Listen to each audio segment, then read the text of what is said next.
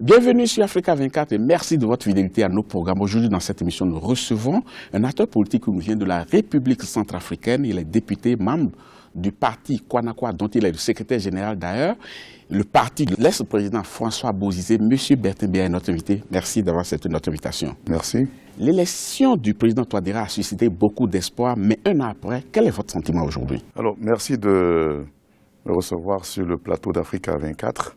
Félicitations à Africa 24 pour le travail important qui se fait pour notre continent. Je suis effectivement le secrétaire général du parti KNK, parti de François Bozizé, l'ex-président. Nous sommes allés à des élections générales, c'est-à-dire présidentielles législatives, dans des conditions difficiles. Et rappelez-vous, il n'y avait pas encore de désarmement.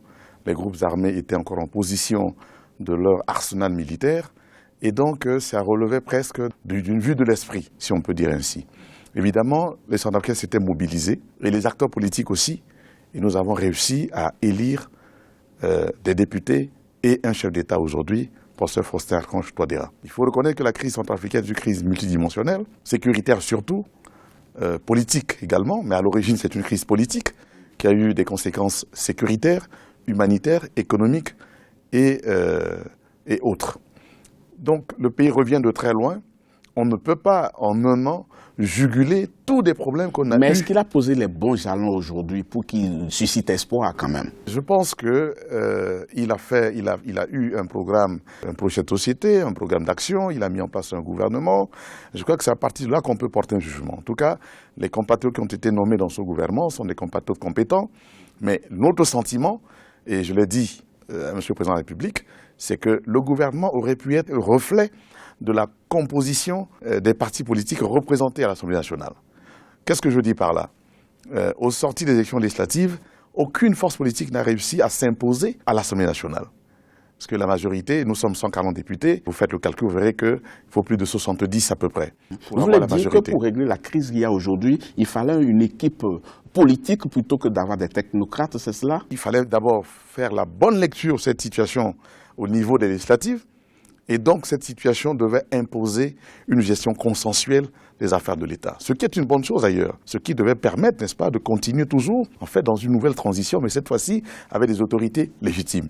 Donc, ça, c'est déjà, je pense, un premier couac. Mais ça, ce n'est pas impossible de rattraper. On peut rectifier le tir. On peut rectifier absolument. Mais le président Touadéra était beaucoup plus attendu sur le terrain de la sécurité et de la réconciliation. Est-ce qu'on ne peut pas parler d'échec sur ce terrain-là aujourd'hui? Je n'irai pas pour le moment jusqu'à ce niveau-là. Parce que vous voulez être gentil avec lui? Non, disons que... De toute façon, vous ne faites pas partie de son parti et donc vous n'êtes pas obligé de... Il n'a pas de parti d'ailleurs. Il n'a pas de parti. Heureusement. Voilà, il n'a pas de parti. Oui, donc, mais je dois rappeler que... Le caresser dans le sens des poils, disons la vérité aux téléspectateurs. Touadéra était l'ancien vice-président du KNK. Oui. Il faut le dire, il est allé aux élections en tant que candidat indépendant. Mais il y a une frange du KNK qui l'a soutenu, bien entendu, ce qui lui a permis de remporter les élections aussi. Une autre frange a soutenu Anissé Jordo Leguéré. Mais ce que je veux dire, c'est que la question sécuritaire est une question assez profonde que nous discutons avec les partenaires, que le gouvernement, je veux dire, discute avec les partenaires aujourd'hui. Donc, il y a des discussions ces derniers temps entre le gouvernement et les partenaires, avec les groupes armés. Cette fois-ci, on a eu l'ensemble des groupes armés qui sont venus. Malheureusement, sur le terrain, vous constatez avec moi que l'insécurité a repris. Bien entendu, il y a eu même des accords de paix. Mais aujourd'hui, on dénote au moins 14 groupes armés actifs sur le terrain. Est-ce que c'est les rebelles qui en demandent un peu trop ou bien c'est la lecture et l'approche de réconciliation qui n'est pas la bonne? Aujourd'hui, il faut reconnaître, il faut bien admettre que ces rebelles exercent une mainmise sur des gisements miniers importants. Donc ils n'ont pas intérêt à ce que la paix revienne. Mais absolument. Quel intérêt? Surtout qu'aujourd'hui, les partenaires prônent la politique de armes contre projets. Ça n'a pas fonctionné, cette approche-là. Mais qui n'a pas toujours fonctionné, parce qu'aujourd'hui, on sait très bien que ces groupes armés aimeraient avoir de l'argent en cash et des postes au sein du gouvernement. Voilà la réalité. Oui, mais quand vous dites que les rebelles aujourd'hui contrôlent les partis ou bien les mines du pays, vous faites allusion à un groupe particulier ou bien c'est l'ensemble des groupes rebelles? Dans cette espèce de nébuleuse, il y a le groupe d'Ali Daras qui est basé au centre du pays, à Bombari notamment, même si on l'a délocalisé, mais il a encore ces éléments qui sont très actifs.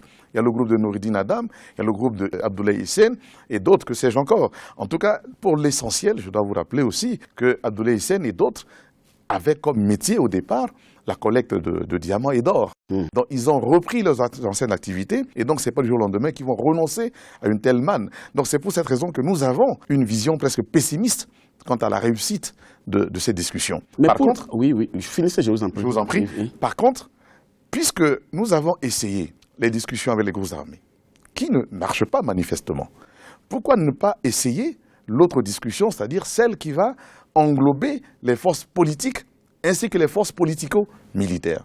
Et c'est pour ça qu'au KNK, depuis fort longtemps, depuis le début de la crise, nous avons prôné l'idée de l'instauration d'un dialogue politique inclusif. Oui, mais dialogue, beaucoup de dialogue, mais ça n'aboutit jamais. Puis, à l'initiative de cette crise, justement, au début de cette crise, on a noté 2 groupes rebelles principaux. Je veux parler des Séléka, je veux parler des anti-Balaka. Les anti-Balaka, et je suis très à l'aise d'être en face de vous aujourd'hui, apparemment se réclament de votre parti. Non, vous faites là une confusion.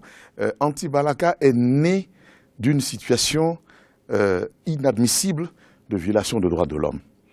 La Séléka est entrée, et vous vous souviendrez... La Séléka, c'est eux qui ont chassé le président François Bozizé du pouvoir. Merci pour cette précision, M. Babilas. Et donc, la Séléka est arrivée, et les populations qui étaient visées au départ, c'était les chrétiens. On s'attaquait à leurs biens, on posait des actes de profanation. D'où la naissance de Anti-Balaka comme une forme de résistance à cette agression venue. Donc, vous le dites que ce n'est pas les proches du président François Bozizé qui ont fait cette résistance. Non, je ne peux pas dire ça. Il est évident qu'il faut le dire ici. On ne peut pas se le cacher. François Bozizé appartient à un groupe ethnique parce que nous sommes en Afrique. La question, la problématique de l'ethnicité est encore très présente dans nos pays, dans nos sociétés. François Bozizé appartient à un groupe ethnique le plus important du pays, le groupe Baya. Effectivement, là où la Séléka a beaucoup sévi, c'est dans ces localités-là. Évidemment, les gens ne pouvaient pas continuer à demeurer insensibles. Vous savez, Anti-Balaka, ou cette population qui a résisté, ce n'est pas la première fois dans l'histoire. Ça s'est passé en France. Il y a eu des résistants français, ça s'est passé au Vietnam, ça s'est passé en Algérie. Donc vous voulez dire qu'il s'agissait d'une légitime défense. Mais absolument, vous avez trouvé le mot vraiment juste. Donc aujourd'hui, est-ce qu'on peut dire que Anti-Balaka est un peu proche de Séléka, qui est le parti politique? Je sais que vous n'êtes pas d'accord avec ce que je dis, mais est-ce qu'on peut dire aujourd'hui que Anti-Balaka s'apparente un peu à Kwanakwa? Nous sommes un parti politique. Donc vous ne vous reconnaissez du tout pas en une rébellion quelconque? Pas du tout. D'ailleurs, les responsables d'Anti-Balaka s'étaient présentés officiellement, on les connaît. Aujourd'hui, c'est Mokom, aujourd'hui, il y avait Ngaïsona, ils sont connus. Et d'ailleurs, ils sont reçus officiellement dans des discussions. Ils ont été invités récemment à Luanda pour parler sous la Donc vous restez, votre parti reste républicain. C'est un parti républicain puisque nous avons pris part aux élections. Nous n'avons pas pu présenter de candidat pour les présidentielles, malheureusement, alors que Bozizé était vraiment celui-là qui était le candidat le plus favori de cette élection. Il aurait pu remporter dès le premier tour. Malheureusement, il n'avait pas été retenu, mais nous avons présenté des candidats pour les législatives. Aujourd'hui, nous sommes à l'Assemblée nationale, nous avons un groupe parlementaire avec 9 députés à l'Assemblée nationale. Mais justement, en fait lecture de cette élection législative, on constate quand même que les indépendants ont fait une forte percée. La preuve, ils ont eu 55 sièges sur les 140 que compte le Parlement. Est-ce l'échec des partis traditionnels? Je crois qu'on peut le dire ainsi parce qu'il y a eu comme une déception, comme un rejet des partis politiques. C'est, disons, la cause d'un divorce entre les citoyens et les partis politiques. Parce que lorsque la Séléka est arrivée, beaucoup de nos compatriotes ont estimé que c'était le fait des partis politiques. Parce qu'il y avait des partis politiques qui avaient encouragé... À tort ou à raison? On peut dire les deux. Disons plutôt qu'ils ont raison. Non, on peut dire les deux. Oui, ils ont raison, mais ils ont tort. Bon, ils ont raison, pourquoi? Ils ont raison parce que, effectivement, il y a des partis politiques qui ont très mal apprécié la situation et qui s'étaient rendus complices de la Séléka parce que, ayant appelé ouvertement, publiquement, à la prise de pouvoir par la Séléka. Donc, à ce niveau-là, nos compatriotes avaient raison, n'est-ce pas, d'avoir sanctionné ces leaders-là, qui sont bien connus d'ailleurs, que je ne vais pas citer ici.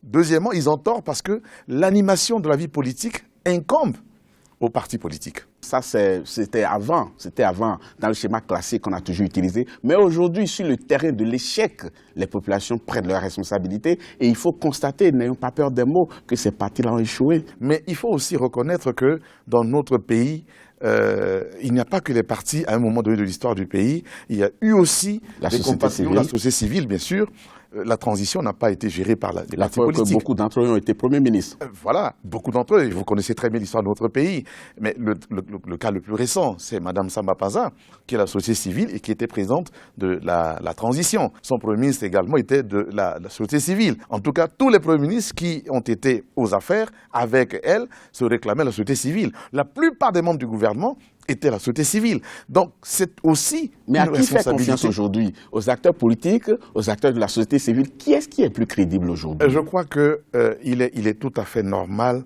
que les partis politiques et leurs responsables puissent faire ce qu'on appelle ailleurs une espèce d'aggiornamento, une autocritique, une introspection, une remise en cause de ce qui a été fait jusqu'à présent pour permettre, n'est-ce pas, de se situer au-dessus ou à la hauteur, plus précisément, des espérances des Centrafricains. Mais est-ce que vous l'avez déjà fait? Est-ce que vous l'avez déjà fait au niveau de votre parti? Nous avons des échéances en vue. Nous sommes dans une situation de recomposition totale de nos organes de base, parce que la crise que notre pays a connue a fait que beaucoup sont partis en exil, d'autres sont décédés, d'autres aussi, du fait de la politique alimentaire, ont changé de fusil d'épaule. Et donc, nous devons opérer, n'est-ce pas, une véritable recomposition de notre parti politique. Et c'est un débat qui sera à l'ordre du jour le moment venu. La demande de la levée totale de l'embargo sur la commercialisation des diamants, M.